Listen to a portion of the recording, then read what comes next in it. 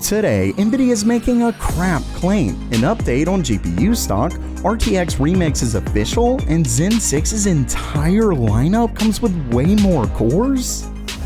Welcome everyone to Gamer Meld. Before I get to that, a lot of you who weren't subscribed before but regularly follow my channel have been subscribing, which means that that number has actually been going down, but it's still 68.4% of you who regularly watch my videos are not subscribed. That's terrible. We've got to get that percentage down. So if you like keeping up with all the latest PC hardware news, make sure you subscribe to Gamer Meld.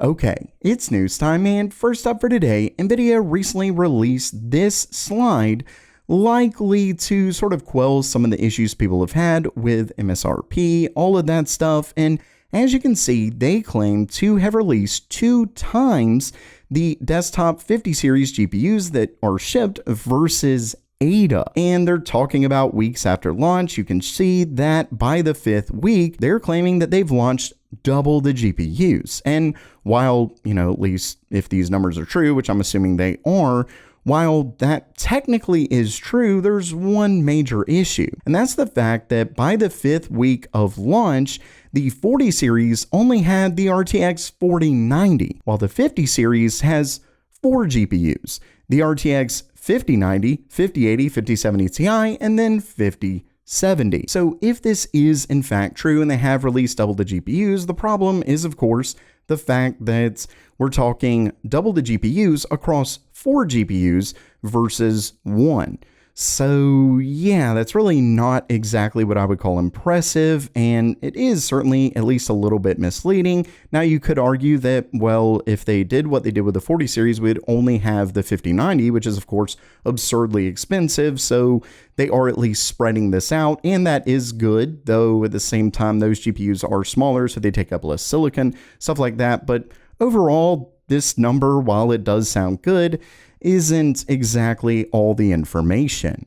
And next up for today, we have a news story from Tweaktown where they actually get a chance to ask Nvidia about stock issues, MSRP, pricing, things like that for the RTX 50 series. Now, before I get into it, I wanted to quickly go over one reason I think we still aren't seeing much in terms of stock. Specifically, the companies are prioritizing AI accelerators over GPUs because they're simply more profitable, and that's understandable. But another reason I would argue, and I think a lot of people don't discuss when it comes to pricing, is the fact that essentially only one company, TSMC, is providing most all of the world's high-end chips. Both AMD and Nvidia's newest cards are based on a 4nm node from TSMC, and they're essentially at TSMC's mercy in terms of not only pricing, but also supply. And this is one major issue with what are essentially monopolies. Now, it's not TSMC's fault that they just outcompeted everyone,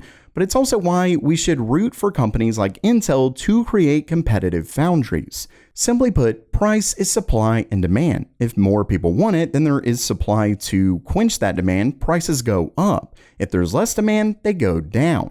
And Nvidia alludes to this in their response. As you can see right here, it says, how is Nvidia working with its partners to ensure that more affordable GeForce RTX 50 series models will become available to consumers? And they state, quote, we are working closely with not just our AIB partners, but also our retail partners to make sure that the supply is available at MSRP. Then goes on to say, in the end, the best way to do that is to get more supply onto a shelf. As soon as the supply catches up to demand, we expect prices to stabilize. So yeah, they're basically just saying, yeah, we're working on it. But it is at least good to hear that MSRP isn't completely worthless, and they do hope to have supply good enough where it can actually meet MSRP. Of course, we'll have to wait and see for that, but when those do come out, I will have some affiliate links down in the description below. They don't cost you anything more, and it helps the channel out. And next up, Nvidia's officially released RTX Remix. Now, for those who may not remember what RTX Remix is, it's basically the tool that they released in beta a little while back that allows you to add Nvidia technologies to older games, things like Nvidia's ray tracing, DLSS, stuff like that. Well, they have officially released it. And with that, they've announced that on March 18th, they're set to release Half-Life 2 RTX, a playable demo for it. And I actually have a little bit from the announcement video of this, and you can see that it does look pretty nice. With that said, there's actually kind of an annoyance that I have, this right here. So it definitely looks good. I mean, the textures, things like that, it looks significantly better. I mean, this lighting is, obviously ray tracing is, the creme de la creme kind of thing, path tracing, all that stuff.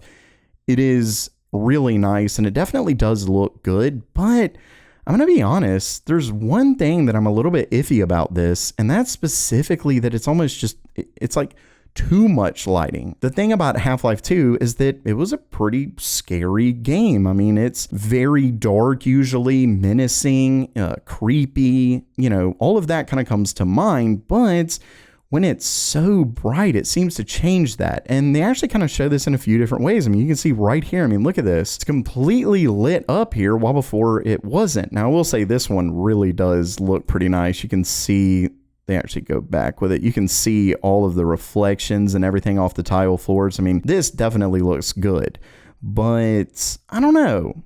Some of it just seems less dark. I mean, see how much more lit up that scene is. Now, once again, it really does make the textures and things like that look really good. But that's obviously my opinion. Let me know what yours is down below. The thing is that, oh man, does this take a monster of a GPU, because Nvidia also released average frames per second per GPU, and you can see that even when the RTX 5090 with full ray tracing turned on at 1440p, it can't even get 60 FPS. Then when we move down to the 5070 at, this is obviously with DLSS off, it's all the way down to 20 FPS. Now at 1080p, things do get a little bit better, but man, and of course, this is them showing off their multi-frame generation, though, like I've mentioned multiple times before, there are some issues with it, specifically latency.